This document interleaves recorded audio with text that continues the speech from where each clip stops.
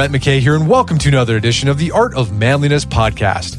Over the last decade, cannabis use has been legalized in more states. At the same time, the idea that marijuana is a safe drug has steadily increased. But is this an accurate perception? Recent research by my guest, Dr. Ryan Sultan, professor of clinical psychiatry at Columbia University, casts some doubt on a universally affirmative answer to that question. And he says we need to be having a more objective, balanced, and nuanced conversation around cannabis than we currently are. We have exactly that kind of conversation today on the show. We dig into the fact that young adults are the group most vulnerable to the potentially negative effects of cannabis and how marijuana use in adolescence is linked to both mental illness and cognitive deficits. Dr. Sultan unpacks how cannabis impacts the developing brain and may lead to schizophrenia, especially in males. We also talk about whether if you used marijuana as a young adult and then stopped, your brain can still recover, and a cannabis-related health concern for all ages that doesn't concern the brain. We end our show with Dr. Sultan's take on what the safe use of cannabis looks like for adults. After the show's over, check out our show notes at aom.is/cannabis.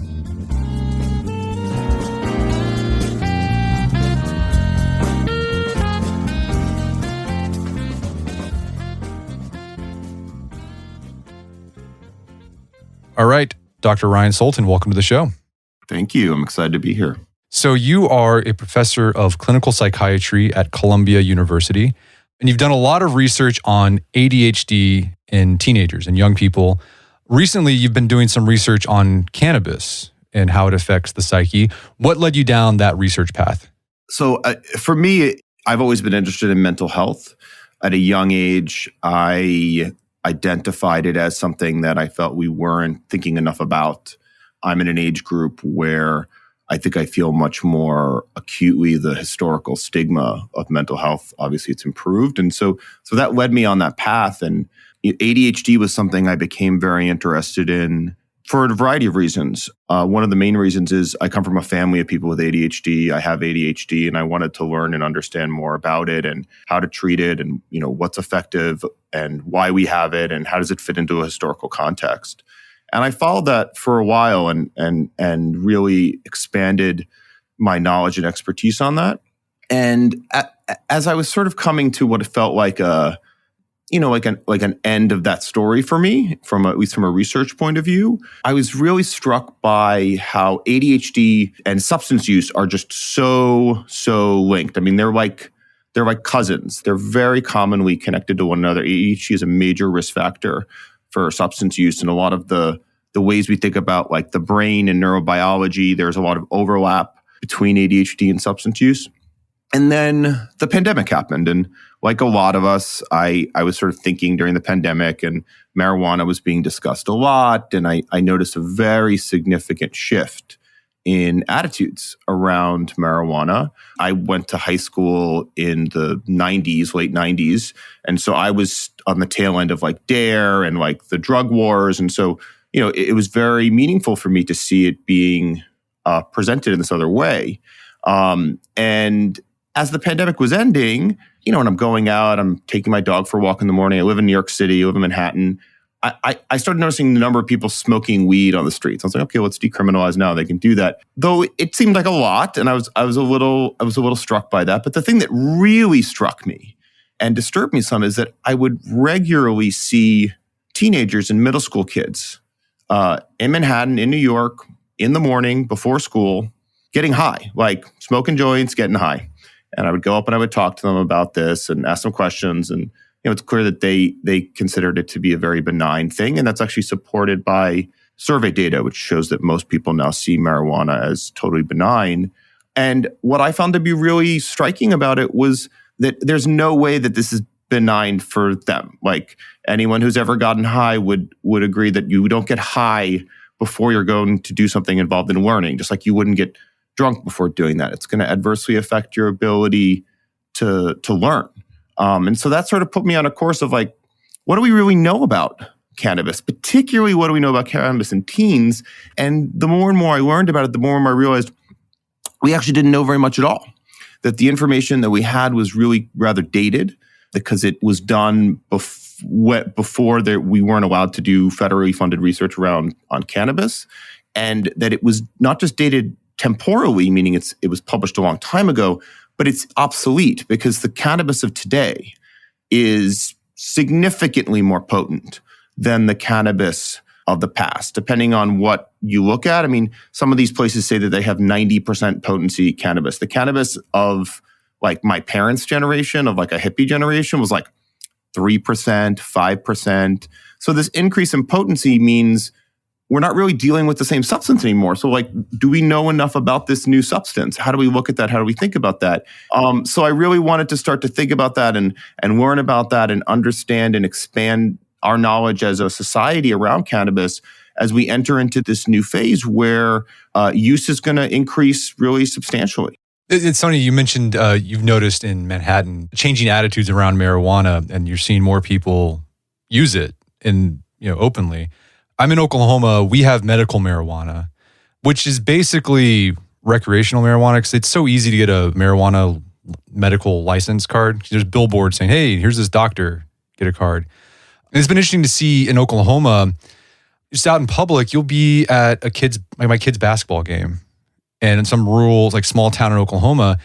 And maybe 20 years ago, you would have smelled like cigarette smoke on the parents in the stands. Now you just like, people smell dank. And like, that's interesting. And yeah, just to see that shift that's happened like really in like the past 10 years, it's interesting to observe that. I think to sort of touch on the medical thing, my frustration around legalization of cannabis has not been the legalization of cannabis. It's been when we pretend it's a medical thing, but it's not really a medical thing. Like, let's be straight, guys. Like, if we want it to be a legalized recreational drug, and that's a decision we want to make as a society, like, let's make that. Let's not pretend it's medicinal, because the science on like medicinal marijuana is not very strong. It's really solid around like reducing nausea, weight gain. Like, it's definitely good at that. Acutely, it's meaning like right after you use it, it usually reduces anxiety. Though in the long term, when you use it continuously, it's pretty clear that it actually increases anxiety. With depression, it's probably going to make you feel better if you're not feeling very good at the time and you're feeling down and depressed. But similar to alcohol, like, it's not a permanent improvement. Often you end up needing, if it's a major coping mechanism for you, if you're using it medicinally from like a mental health point of view, you need to use it more frequently and in higher dosages to get the same effect. And I think it's important that people understand that that's a trade-off that they're making around that. Well, let's dig into a recent study you did that looked specifically at cannabis use amongst teenagers, young people. And you looked at what's called non-disordered cannabis use and disordered cannabis use. What's the definition of those and how are they differentiated? And how'd you do that in your study? Great. So let's think about how to talk about this in a way I think that's helpful to your audience, because there's two sides of it. I think some of it is a little more nerdy, sciencey, and other parts of it I think are a little more useful and practical. So, one of the questions that I had for myself is, as we're entering into this world where cannabis is becoming a commonly used, openly and accepted recreational substance like alcohol is, we don't have as clear an idea on like what level of cannabis use qualifies as problematic from like an addiction point of view versus what qualifies as just sort of like okay and recreational. And so what I wanted to do is try to understand that a little bit better. So I wanted to start with teenagers because we know that teenage brains are still undergoing development. It's funny, 18, you're an adult, but that number is very arbitrary. Your mind is not done developing. All of our minds are not done developing until we're 25. If you have ADHD, it's probably like 27, 28. And it continues to go through all these structural changes where, your things are being myelinated, which basically means like, it's like upgrading your brain from like dial up to like Fios or something like that. So that's important because it allows your brain to develop more sophisticated thinking skills like judgment and impulsivity gets reduced. All those sort of higher level cognitive skills that come a little later in life and that are really important. And so the idea of exposure to cannabis during that time period is there's a lot of evidence around that it changes some of that structural brain remodeling that occurs. So I wanted to start with teenagers and get an understanding of that. So what we did is, we had about 70,000 12 to 17-year-olds that we looked at. And this is a nationally representative sample, which is really cool because it means like whatever statements come out of this are statements that you can make kind of universally around the entire US population, as opposed to if I just talk to 70,000 random teenagers. It's actually been done in a way that it encompasses large numbers of people and the different demographics. And what we did is we basically said, well, have you recently used cannabis? And if you hadn't recently been using cannabis, you got put in the non-use category. If you had recently used cannabis, we then had a second set of questions that were asked of you. And those questions are the questions used to diagnose if you have an official addiction. And then if you qualified for having unofficial addiction, which you only had to answer positively to 2 out of the 10 questions, then you had the substance use disorder. And if you didn't, you went in this non-disorder group, which is this group of people that are saying they're using marijuana, but we can find no evidence that this is a substance use problem. So non-disordered, no substance use problem; disordered, substance use problem. Gotcha. So it's like the difference between like maybe an alcoholic and then someone who has a drink every now and then. Mm-hmm. Okay. So this study looked at a couple of things, and one was the prevalence of this non-disordered cannabis use. So young people who responded to the survey say, I use it, but I'm not addicted. What did the study uncover on that front? So what we found is, and again, among recent marijuana users, this is not I've ever used marijuana more. These are people that are probably using marijuana regularly at this time. That the people with non-disordered ones, the ones that are recreational, they're 4 times as common as those that meet the criteria for having a problem that we would say with their cannabis use. So overall, about like 13% of US teens between 12 and 17 had recent cannabis use. And maybe like 2.5 to 3% of them had that like kind of addictive stuff going on. Then that other rest of them, the 10%, are using, but they don't qualify as having a substance use problem. When you did the survey and you got the results back, was the rate of cannabis use, whether non-disordered or disordered, was it higher or lower than you expected?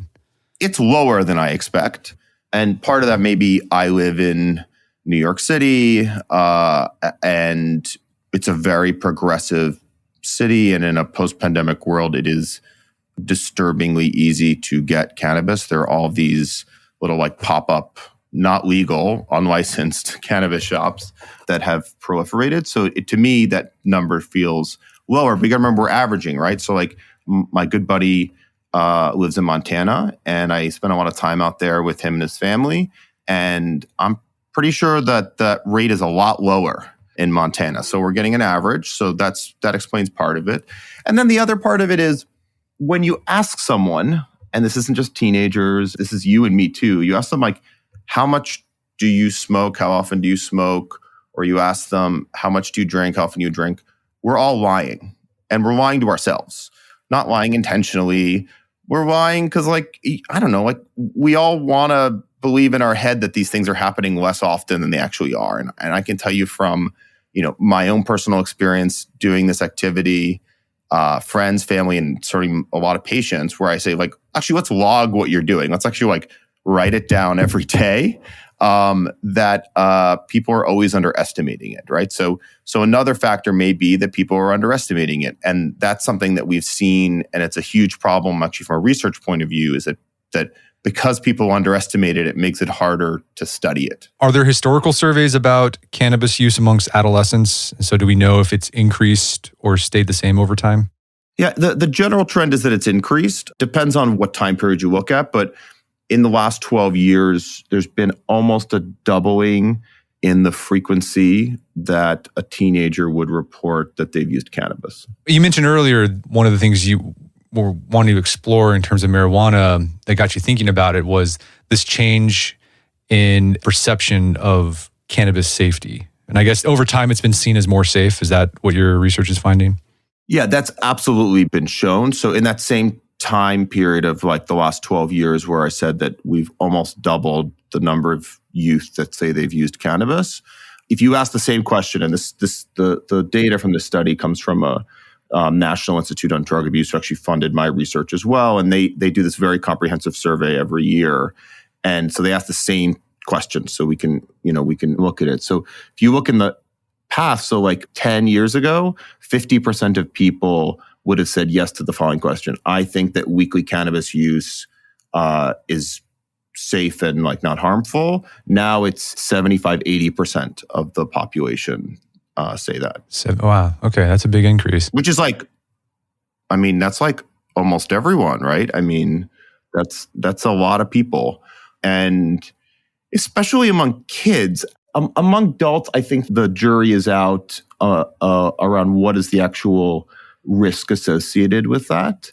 But among youth, that's pretty much not true, that there is no negative effects associated. Even before the study that I did, the one that we're talking about, there are stacks of research papers from many different avenues discussing how cannabis use in young brains seems to change actually how the brain develops, the morphology of the brain, the connections that are being made. It clearly causes cognitive impairments. I mean, anyone who's ever gotten high and tried to do math will tell you that it causes cognitive impairments, and that those cognitive impairments persist in many cases 6 weeks out, like 6 months out.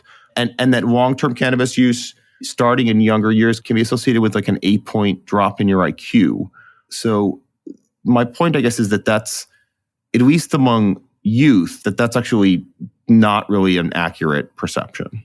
Well, let's dig into this. That's the second thing this study looked at, was what adverse effects are associated with non-disordered cannabis use. These are teenagers who are smoking marijuana maybe a couple times a week, but they're not addicted or whatever. So you mentioned some of the adverse effects of cognitive decline. What are some other ones that you found in your study? I love that you said associated. That makes me so happy that you are making that distinction. I've had multiple podcasts on this, and I've had to like jump in. I'm like, stop saying effect. Right. We can't prove that. So associated is right? So it's really hard to prove causality in science. In the things I'm about to talk about, there is a fair line towards causality because we have multiple different lines of evidence, multiple different ways showing something similar, that these things are problematic. But what I was trying to do is figure out, like, what I was actually really curious about is like, all right, so by definition, in psychiatry, we make the cutoffs for what we consider to be an addiction, what we consider to be a substance use problem. We make those cutoffs based on like, is the thing having a negative impact on them? And so I was like, okay, so like we would expect that the ones that have a substance use problem, that they're going to have higher rates of depression, higher rates of suicidal thoughts, cognitive problems associated with the cannabis, truancy, they're not going to school, their GPA is going to be poor, that they're going to get into delinquency problems. You would expect that. That's very consistent with the definition.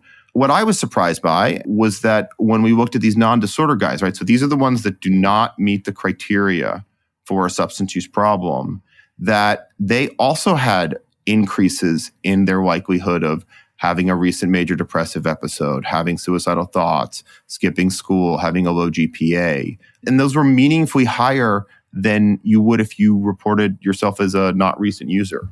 Okay. So right now we can just see correlation, maybe some causation. There are some, you've said there are some studies that show maybe there is some causation going on. Yeah, absolutely. And when we think about it, so let me sort of tell you how I think about it. So when this first came out, I'm on Reddit a lot. I like Reddit. I think it's fun. So there's this section on Reddit called Science, and it's definitely one of the like meatier Reddit groups, certainly that I'm a part of. And so it pops up, and I see this article that, of course, catches my attention because it's about cannabis use in teens, and I realize it's actually my article. And I'm like, okay, so I'm like clicking on this, and it has like over 3,000 comments, which is like, that's like a lot of comments, right? But it actually never rises to a level where it gets a high rating. I don't know if you don't Reddit, like you can down and upvote things, so you can undo people's likes. And it was close to neutral. And I was like, what's going on here? And there were so many people up and down voting it. And so I was like, okay, let's take a look at this. So I went into the comments, and it was so clear how this to get into this idea of causation, how people's views were very different on it. So we had like two main groups. So one group was this proves what I already know, that cannabis is BAD bad. My uncle, my sister, my brother, my niece, they were using cannabis and it made their depression worse. Like, of course. And then you had this other group of people that said, no, you have it all wrong. You have it all wrong. The cannabis has nothing to do with this. They just happen to be using cannabis because they're already depressed and they're using it to moderate and improve, their symptoms and quality of life and reduce their anxiety. And so there was a lot of these disagreements going back and forth. And for me, what I think is really important about that and the way I think to frame the findings that this study has, which is this association with depression and suicidal thoughts and poor academic performance among kids who use cannabis but don't have like an addiction, is that there's a negative feedback loop that happens, right? So let's imagine that we have a young person that is predisposed to depression. Maybe they're not depressed at the moment. So they have a genetic predisposition, some things go on in their life that might set it off. There's trouble at home. Maybe they change schools. They're not having a good social situation. They use cannabis. Maybe they even use it with their friends. They vape. And if they're not feeling great, the cannabis will probably temporarily make them feel better. And so there's a relief that comes from that. Now, the problem is that let's say we keep doing that. Let's say that this becomes like a regular coping strategy for someone. The repeated use is definitely not going to improve your depression, right? That is not a treatment for depression. We have not found it to be a treatment for depression. We have many treatments for depression that are very useful. This is not one of them. But that it's more likely actually to worsen their depression over time, to worsen their anxiety over time. You can imagine someone that is getting high regularly, they're going to be lower energy, they're going to stay at home more, so fewer social encounters, which that's a predictor for depression. Their academic performance is not going to improve. If anything, it's going to get worse under this. So it becomes like a feedback loop where you may have entered into this feedback loop with the relief that comes from this. You might even have been predisposed to getting these things, but that if you develop sort of regular use, that you're actually setting in motion potentially like a snowball effect that just keeps making this worse for you. Okay, so kids might be starting marijuana to self-medicate because they have anxiety, depression, et cetera, but then the marijuana use will just exacerbate those problems in the long run. For many, right? I mean, and not everyone, right? Like I was in a meeting yesterday with a number of people that are interested in cannabis and want to do some like testing on it. And they were all talking about when they first started using cannabis. And many of them started using when they were younger and they've gone on and done okay. Like not everyone is going to have those issues, but that the likelihood of them going up is significantly increased. And so like in my study, you're going to find that there's a 200% to 400% increase in the likelihood of having a major depression, of having suicidal thoughts, of having these cognitive impairments, of skipping school, of having a low GPA. They're going to be a lot higher. Not as high as if you had a substance use problem like that official addiction, but meaningfully higher than if you are not using cannabis. Okay, so even the non-disordered cannabis users experience significantly higher mental and behavioral problems than non-users. And like if someone wants to look up the article, they can Google it. It's an open source article in JAMA Network Open, and you can actually look at the figure 1 is a great table that explains it. It's just Google Sultan non-disordered cannabis use. It should come up. It actually looks like steps, right? So it's step 1 is non-users. Then it's like a histogram. So then the next bar is almost double, and that's the non-disordered users. And then the next bar is increased even more, and those are the people with addiction. So it's a stepwise trend. I'm doing another analysis now that looks at it based on frequency of use, and it's pretty clear that frequency of use follows this same pattern, right? So the more that you're using, the worse these outcomes are. We're going to take a quick break for a word from our sponsors. And now back to the show. Another adverse outcome I've seen lately in the news is schizophrenia, the connection between marijuana use in young people and schizophrenia later on in life. What is that research showing? It's as compelling as what we're talking about now, a bit to me more disturbing in some ways. So schizophrenia is like a super serious condition. It's a neurodegenerative disease, and it really alters a person's life course, and it significantly affects their family members. So it's really something that we want to be doing everything we can to prevent, because once someone has it, our treatments for schizophrenia they're fine and they help, but they're really not great. Like out of all of our mental health conditions, it's probably one of the ones that we have the poorest ability to treat. So, in thinking about how to prevent that, there's just been this thing that we've noticed for a long time, which is that people, when they first develop schizophrenia, which tends to develop like late teenage years to around 30, that the likelihood that that person has a positive urine drug screen or reports recent cannabis use is like really, really high. And in fact, when I have a new episode of schizophrenia or psychosis, we could generally describe it as, it's the exception, not the rule, when you test their urine and it's not positive for cannabis. So we noticed this link, and there's been multiple studies. There was just another recent study on this, where it looks like certainly in guys, this is more true for men between the age of 18 to 26, cannabis use increases the likelihood of developing schizophrenia by 4 times, wow, which is a lot, right? I mean, for me, one of the things I talk about, because I work with a lot of young people, and when they're using cannabis, or if they're thinking about it, my thought is always like, look, if you want to use cannabis, that's your decision. Okay, but if you want to go off the scientific research, it actually would say that you should wait until you're around 25. This risk of schizophrenia drops really substantially. So the association between cannabis and schizophrenia is not nearly as strong later on. And the idea is your brain is still developing. Getting back to this, my brain is not developed. Schizophrenia is very much a disease of your brain, a condition of your brain.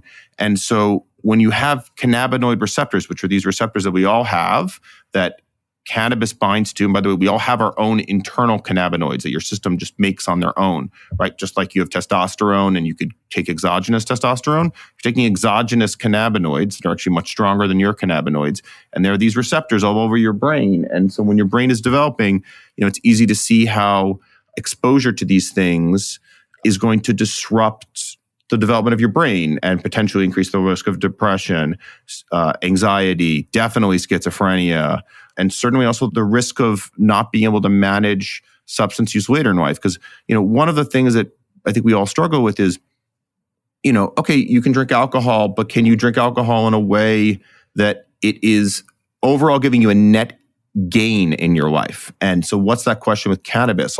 Where do we sort of draw that line in terms of what is an appropriate amount that people are using and what is an age to start? And so when I talk about this with youth, I really encourage them to wait till 25, because the science really says that your brain is now done developing at that time period. And the likelihood that when you're an adult, that if you use alcohol, if you use cannabis or use another substance that's potentially addictive, that you use it in a healthy way, meaning it doesn't end up causing problems in your life, is much, much, much higher the later you start. The earlier you start, the likelihood that it's a problem is significantly higher. Okay, we've been talking about there's correlation causation. There's research that says there is a causative factor going on.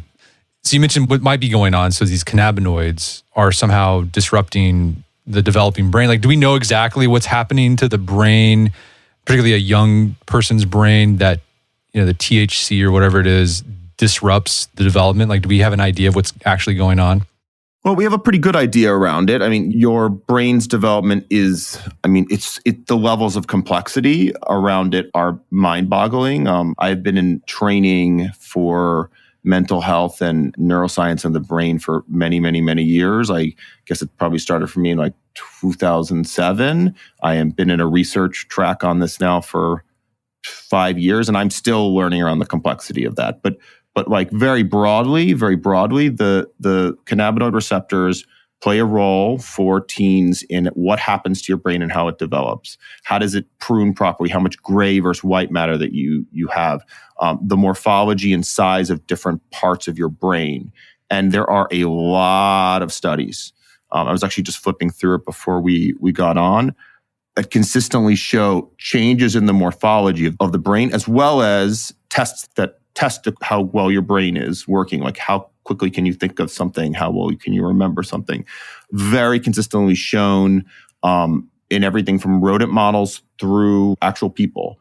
And so when in science you keep finding the same or similar things in different places, that's usually a really good signal that there's something going on there. So when you say morphology, is that's the size of the brain? The size, yep. Mostly referring to atrophy. So your brain gets smaller if you use marijuana early in adolescence. Parts of your brain. Parts of your brain. The prefrontal cortex might be, that's probably where you get a lot of that gets hit hard. That's what's developing when you're an adolescent. There's that prefrontal cortex. And you want it to develop, right? Like, so this is really important. Like, one of the jokes I make is like, your car insurance goes down at 25. Do you know why your car insurance goes down at 25? Because you have fewer accidents. You know why you have fewer accidents? Because your prefrontal cortex has been developed. Right. And you can make much better decisions. You can gauge size. You can predict things much better. Your judgment has been improved. Your impulsivity has dropped substantially. So you mentioned also, I just want to recap this, the earlier you use marijuana as a teenager, you're probably going to have those adverse effects compared to later, correct? Yeah, so there's several things. So like the likelihood of having depression, the likelihood of having suicidal thoughts, the likelihood of having poor academic performance, the likelihood that you go on to actually have a substance use problem, right, is all very highly linked to when you start using. Let's say, there's a person who started using cannabis 15, 16, they got really into it, and then they stopped. Is there a risk of increasing mental deficits or mental illness later on in life? Is it still going to be higher than if they never used the stuff? Yeah, I think we can say pretty confidently that they put themselves on a different trajectory, but that the decision to sort of limit that use later is also putting them on a different trajectory than if they had stayed on that. And that there is evidence, there's one study that shows that long abstinence, like 8 years, that the brain seems to heal itself. And that in that 8-year time period, which is like a long time, that their brains looked fairly similar to controls. There were some differences, but that there is some healing that goes on, which is cool, right? Like we used to think that the brain, I was taught in high school, like your brain can't regenerate, it can't regrow, but that's actually not true. It can. Okay, so marijuana use as a teenager can increase severe depression, anxiety. I think also suicidality was another thing you looked at, schizophrenia. But then also, I think you mentioned it also affects you cognitively. You'll have cognitive deficits that are associated with cannabis use as a teenager. Like your IQ will be lower, correct? Yeah, I mean, this is like one of the things I wish actually people want to talk about, like the mental health from like a depression, suicidal, schizophrenia point of view, and those are super important. As a person who is subspecialized in like child and adolescent psych, I think a lot about learning and development from a learning point of view. And your job until you are 18, your primary job is to go to school. Your primary job is to learn. We have a whole school system set up to hopefully help you develop critical thinking skills, help you learn knowledge that's going to help you and assist you in your life, whether it's at a trade school, whether it's a intellectual academic activity, and that's your main job. And regular marijuana use is unequivocally disrupting your ability to do that. And if the marijuana use is moderating a problem you have, like anxiety or depression, I get that. It's really not a great way to treat that. There are much better ways that we have to treat that are not going to impair your cognition and your learning, which is, I guess, I find that very upsetting because I want young people to be learning. Right.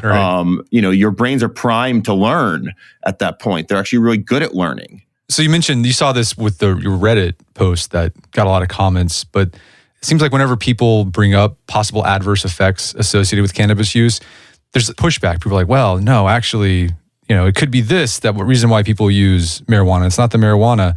Some people seem really invested in seeing cannabis as a safe drug. What do you think is going on there? Why the pushback? I mean, there's a lot going on there. I think at a basic level, there's a whole group of people that feel incredibly validated now that something that was demonized for so long is being given credit as at least not being the incredibly detrimental drug that it was portrayed as. And that was wrong, right? Like marijuana is not as evil as we were told historically, that they're right about that. I think that's one aspect of it. I think another aspect of it is that there's a lot of people that are trying to capitalize on this, from a development of products point of view in the US. So there's a lot of PR being done around marijuana. And so people are becoming more comfortable with it. And that's a snowball effect. Like the more people are comfortable, the more other people become comfortable, the more we talk about it. And so I think that we're still on the upswing of marijuana is great, marijuana is great, marijuana is great. It's totally fine. But for me, as someone who's thinking about this, I think a little more bird's eye view than the general public, I think that the pendulum has now swung too far to the other side. And that we need to sort of step back and start saying, wait a second, like marijuana is actually not a panacea treatment for everything. That's just crazy and wrong. That it's not totally benign. That we need to be thinking about what are appropriate limits and assessment, and also what are quality control things. So the meeting I had yesterday that I was mentioning to the people who had said they had used at different ages, one of the things we're doing is actually trying to use advanced organic chemistry methods to take samples of marijuana and evaluate essentially the purity of them, the quality of them. Do they have pesticides in them? How much of them is actually the THC cannabis or CBD product that it's supposed to be, and how much of it is other stuff? Our preliminary results suggest that it's much more heterogeneous than you would like it to be, as opposed to alcohol, which is not. Alcohol is highly regulated, and you know what you're getting, and you're not going to go buy alcohol at a liquor store and be worried that it's poisoned with something. Yeah, and we don't have that yet. Fentanyl or something like that. I mean, God, we have not found that. I mean, we were joking yesterday that like about like, are we going to find that? Like, we have not found that yet. I mean, that would be really upsetting. Like, even if we took, say, 500 samples and one of them was laced with fentanyl, I think that would still be really, really upsetting. I think that's one thing we'd have to worry about. But there's also other things we have to worry about. Like, this is a plant that people are growing. So, like, are they using pesticides? Like, what compounds are they using to get the thing to grow? What things are they using to dry it?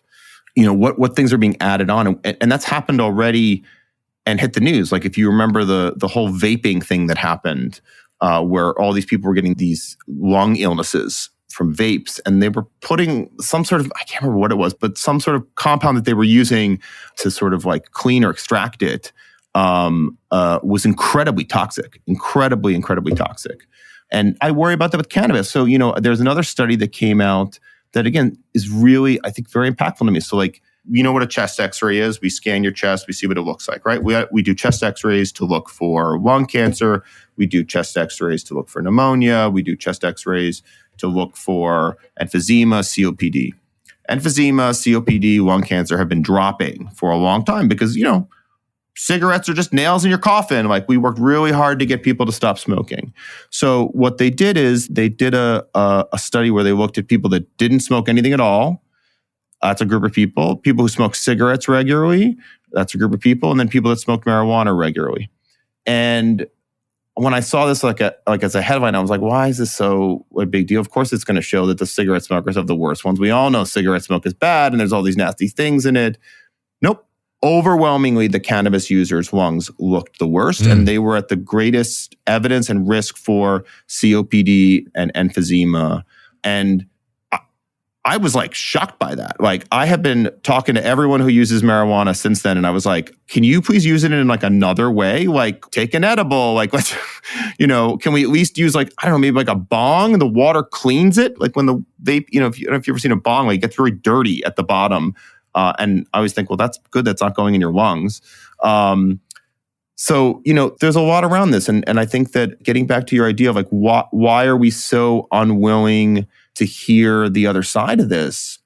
I think the pendulum has been really kind of swinging too far to the other side. And we need to pull it back a little bit and really think about this objectively. There's a theory we talk about in psychotherapy that Melanie Klein developed, the idea of like, being able to see a whole object, being able to see the good and the bad of it. It's referring to people, right? So like, instead of just seeing a person as all good, you love them, or all bad and they're terrible, you're like, well, actually people are a mixture of like good and bad things, and everyone is.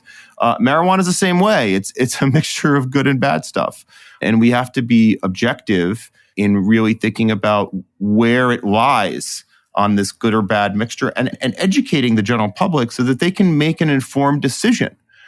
And now I'm talking about adults. They can make an informed decision about whether they want to use this stuff, and what the advantage might be for them and what are the potential disadvantages for them. Well, you said that you're looking at this from a bird's eye view. What do you think are the possible societal implications of the rising rates of cannabis use amongst particularly young people, because that's what you're focused on. Like long term, are there problems we might be seeing because of the rising use that we're not seeing now, but we will later on? I mean, my hope actually is that we do enough research that is then available to policymakers. Because right now, like states have made their own decisions. It's a little bit of a free for all that creates a safe environment and promotes safe use of cannabis, and that we actually don't have these problems. That's actually really like where we're hoping to go. And I think it's not too late for that. But what would be my concern? My concern is for smoking cannabis. My concern is lung diseases across the board, particularly in youth, the earlier you start. My concern is that it is halting the development of whole groups of kids that are not going to progress in their life in the same way that they would have, because they're more likely to have these mental health conditions, because they're less likely to be engaged appropriately in their scholastic environments, because they're having cognitive problems. And that's really unfair to them. And I feel like, I'm going to get on a soapbox for a second here. Like, I feel like we're failing them as a society, by permitting that to occur. And there's a lot of parents that are not concerned about it because they've been told and given the impression not to be concerned about it. One of the take-home messages that I try to give to people about this is like, look, whether you believe the cannabis is causing these problems or not, like let's even forget about that. The bottom line is, when you look at large groups of kids, as large a group of kids as you can look at in the US, these things are linked. So at the very least, they're a risk marker. They're an indicator. So if you know a teenager and you're an educator, you're a parent, you're a relative, you're a healthcare provider, and they're using regular cannabis, your antenna needs to go up. Your antenna needs to go up and say, wow, actually this kid is 2 to 4 times more likely to have a depressive episode, to have suicidal thoughts. They're way more likely to be performing poorly in school, skipping school, having cognitive problems. Like, what do I need to do to make sure that they don't have that? Like, I need to screen them. I need to keep an eye on this, make sure that's not what's going on with them. And if they're having those problems, which statistically they probably are, how do I help them, right? How do I intervene in a way? So take depression. Like, there's many ways to treat depression. Physical activity is a well-documented way to improve depression. Exposure to nature is a well-documented way, protective for depression. Improving social relationships, connections between family members and peers, very great way to improve depression. There are many types of psychotherapy that we use for improving depression. There are medications we have for improving depression. These are all things that are well supported in the evidence scientifically, and that we know what the downsides of them are very clearly, and you can make an informed decision around that. Cannabis is not a treatment for depression. It's not likely to improve your depression anything more than for a short period of time, which from my point of view as a psychiatrist, as a mental health doctor, is not treating your depression. Making your symptoms go away briefly is a relief. That's not really a treatment that's helpful for you in the long run. If someone were to ask you straight up, is cannabis safe? How would you answer? I think we've kind of like seen that throughout this conversation. You'd say it's nuanced. It depends, right? Yeah.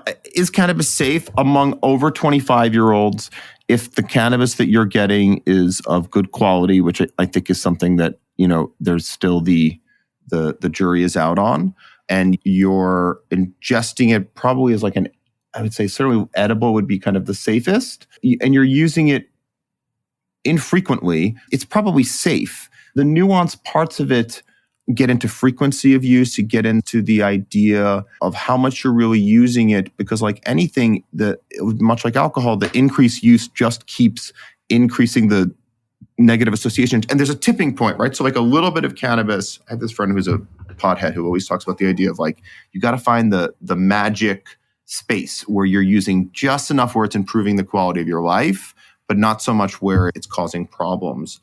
And I think that line is not always clear to people. If I were to make a general rule, right, if we're going to make a generalization, I think daily cannabis use is like red flaggy. Like that's pretty concerning, particularly all day cannabis use. So, any of your audience that is waking up and getting high, which is a a fairly common thing. That's concerning for a lot of reasons. Like you're always hitting your cannabinoid receptors. You're not really giving them much of a break. So daily use is concerning. Weekly is kind of on the cusp. Monthly, the data looks like there aren't many negative associations with that. Well, Ryan, this has been a great conversation. Is there some place people can go to learn more about what you're doing, your work? Yeah, a couple of places. You could go to the Columbia Psychiatry website and look up the Sultan Lab, and you can see our past projects, this project, and other projects. If you're really nerdy, you can look up the actual paper that we did on this. It's an open source paper. Anyone can read it. It's just a PDF. So JAMA Network Open, put in Ryan Sultan and cannabis use, and it'll come up. Fantastic. Well, Dr. Ryan Sultan, thanks for your time. It's been a pleasure. My pleasure. My guest today was Dr. Ryan Sultan. He's a clinical psychiatrist at Columbia University and the lead author on the study Non-Disordered Cannabis Use Amongst U.S. Adolescents. You can find more information about his work at his website, the Sultan Lab at Columbia University. We got a link to it in our show notes. Also, check out our show notes at aom.is/cannabis, where you can find links to resources and delve deeper into this topic. Well, that wraps up another edition of the AOM podcast. Make sure to check out our website at artofmanliness.com where you find our podcast archives, as well as thousands of articles that we've written over the years about pretty much anything you can think of. And if you haven't done so already, I'd appreciate if you take 1 minute to give us a review on Apple Podcasts or Spotify. It helps out a lot. And if you've done that already, thank you. Please consider sharing the show with a friend or family member who you think would get something out of it. As always, thank you for the continued support. Until next time, it's Brett McKay, reminding you to listen to the AOM podcast, but put what you've heard into action.